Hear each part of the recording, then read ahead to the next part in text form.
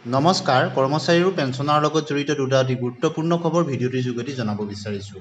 প্ৰথম খবৰটো যোৱাকালি গুৱাহাটী উচ্চ ন্যায়ালয়ৰ পৰা এটা গুৰুত্বপূৰ্ণ ৰায়দান আহিল ৮৭০০ গ্ৰেড পে প্ৰদানৰ সম্পৰ্কত।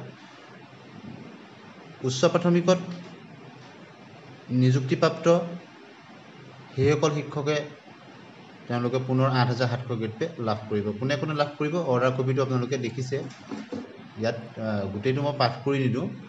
যিসকল উচ্চ প্ৰাথমিকৰ শিক্ষক তেওঁলোকক আমালগেমেটেড হৈ গ'ল মাধ্যমিক বিদ্যালয়ৰ লগত, তেওঁলোকক পূৰ্বৰ এটি ৰায় যিটো ২৭ জানুৱাৰী ২০২২ এটি নিৰ্দেশনা অনুসৰি তেওঁলোকক ৮৭০০ গ্ৰেড পে প্ৰদান কৰা হৈছিল। আৰু শেহতীয়াকৈ অন্য এটা কমিউনিকেশ্যনৰ পাছত তেওঁলোকক এই ৮৭০০ গ্ৰেড পেৰ পৰা বঞ্চিত কৰা হৈছিল আৰু সেই সম্পৰ্কতে তেওঁলোকে আদালতৰ দ্বাৰস্থ হৈছিল আৰু অৱশেষত আদালতে তেওঁলোকক সকাহ দিলে আৰু তেওঁলোকে পুনৰ ৮৭০০ গ্ৰেড পে এতিয়া লাভ কৰিব। আপোনালোকে নিশ্চয় দেখিছে এইসকল শিক্ষকে তেওঁলোকে ৮৭০০ গ্ৰেড পে লাভ কৰিছিলে ২৭ জানুৱাৰী ২০২২ প্ৰিন্সিপাল ছেক্ৰেটাৰী গভট অফ আছামৰ ফাইনেন্স ডিপাৰ্টমেণ্টৰ এটি নটিফিকেশ্যনৰ অনুযায়ী। আৰু পৰৱৰ্তী সময়ত অন্য এটা নিৰ্দেশনা আহে ২০২৫ চনত, যাৰ ফলত তেওঁলোকক এইটো কৰ্তন কৰি দিয়া হৈছিল। আৰু এতিয়া অৱশেষত যোৱাকালি যিটো গুৱাহাটী উচ্চ ন্যায়ালয়ৰ যিটো ৰায়দান, সেই ৰায়দানৰ ফলত তেওঁলোকে পুনৰ ৮৭০০ গ্ৰেড পে লাভ কৰিব বুলি এই নিৰ্দেশনাটোত প্ৰদান কৰা হৈছে। গতিকে তেওঁলোকে যি কৰ্তন হৈছিল সেই কৰ্তন হোৱা এপ্ৰিল মাহৰ দৰমহাত তেওঁলোকৰ যিখিনি কৰ্তন হৈছিলে ৮৭০০ গ্ৰেড পে সলনি পুনৰ পুৰণি যিটো তেওঁলোকৰ গ্ৰেড পে আছিলে সেইটো লৈ ঘূৰাই নিছিলে। সেই সময়ত তাৰ ফলত তেওঁলোকৰ যিখিনি ডিডাকশ্যন হৈছিলে সেইখিনি তেওঁলোকে ঘূৰাই পাব। আৰু কোনটো অৰ্ডাৰ ভিত্তিত কমিউনিকেশ্যনৰ ভিত্তিত তেওঁলোকক কৰ্তন কৰা হৈছিলে মৰিগাঁও ডিষ্ট্ৰিক্টৰ বিশেষত আপোনালোকৰ ইয়াত দেখিছে ইনস্পেক্টৰ অফ স্কুলৰ ফালৰ পৰা প্ৰদান কৰা হৈছিলে। যিটো আপোনালোকে দেখিছে ৰেফাৰেঞ্চ এটা দি দিছে ইয়াত 13/3/2025 মৰিগাঁও ডিষ্ট্ৰিক্টৰ দেখাইছে। কেনেদৰে গোটেইটো ইয়াত অৰ্ডাৰৰ লগত এনক্ল'জ কৰি দিছে আৰু এই কমিউনিকেশ্যনটোক লৈ কি কৰা হৈছিলে তেওঁলোকৰ গ্ৰেড পেটো কৰ্তন কৰি দিয়া হৈছিলে ৮৭০০ গ্ৰেড পেটো। আৰু সেইকাৰণে তেওঁলোকৰ যিসকল বঞ্চিত শিক্ষক তেওঁলোক গ্ৰেড পেৰ পৰা তেওঁলোক কৰ্তন হৈছিলে, তেওঁলোকৰ দৰমহা যিহেতু বহুত কমি গৈছিলে, গ্ৰেড পেটো পুৰণি গ্ৰেড পেলৈ তেওঁলোক ঘূৰি গৈছিলে, গতিকে তেওঁলোকে আদালতৰ দ্বাৰস্থ হৈছিলে। আৰু এইখন আপোনালোকে দেখিছে ইনস্পেক্টৰ স্কুলৰ পৰা অহা যিটো নিৰ্দেশনা শেহতীয়া, সেইটোৰ ফলত তেওঁলোকৰ ডিডাকশ্যন হোৱাৰ যিটো অৰ্ডাৰ বা নিৰ্দেশনা সেইটো ইয়াত লগত এনক্ল'জ কৰি দিছে। আৰু তেওঁলোক গৈ গুৱাহাটী উচ্চ ন্যায়ালয়ৰ দ্বাৰস্থ হৈছিল আৰু অৱশেষত ন্যায়ালয়ে সকলোখিনি চালি জাৰি চালে আৰু তাৰপিছত এটি তেওঁলোকৰ সপক্ষত ৰায়দান আহিল। আপোনালোকে নিশ্চয় দেখিছে মিষ্টাৰ SMT আপোনালোকে নিশ্চয় দেখিছে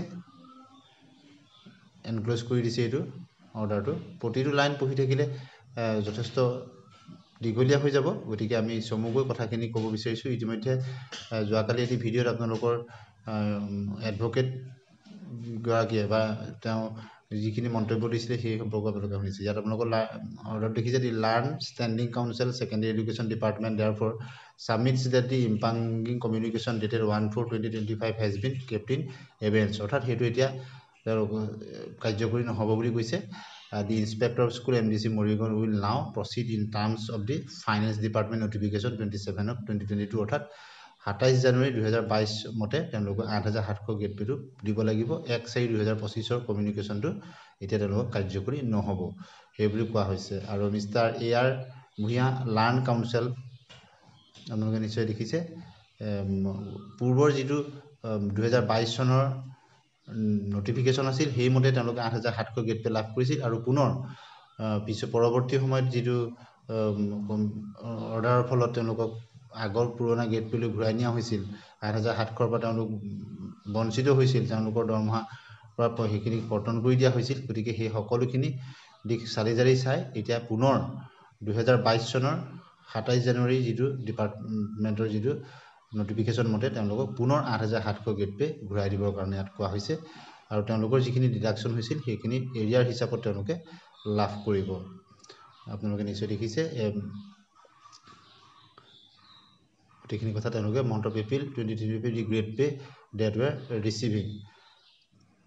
6 নম্বৰ পইণ্টটো চাব, considering the submission made by the learned council for the petitioner The petitioners are directed to file an application along with a certified true copy of this court's order and also annexing a copy of the writ petition with all the annexer appended thereto before the inspector of school and DC Morrigan within a period of 2 weeks to release their area salary. তেওঁলোকক 2 সপ্তাহৰ ভিতৰত এইখিনি produce কৰিবলৈ কৈছে তেওঁলোকক এৰিয়াৰ salary যিখিনি reduction হৈছিল সেইখিনি পুনৰ তেওঁলোকে লাভ কৰিব আৰু কাৰেন্ট যিটো তেওঁলোকে অহমত পাব সেইটো তেওঁলোকে পুনৰ পূৰ্বৰ মতে তেওঁলোকে লাভ কৰিব আপোনালোকে নিশ্চয় দেখিছে appeal the inspector of school state appropriate steps to pay the area salary of the petitioners for the month of April 2025 in the grade pay that they were receiving আগৰ 8700 মতে তেওঁলোকে পাব তেওঁলোকৰ কটন কৰি দিয়া হলে যিমানখিনি কমিছিলে সেইখিনি এৰিয়া হিচাপত তেওঁলোকে লাভ কৰিব দিছ petition is accordingly disposed of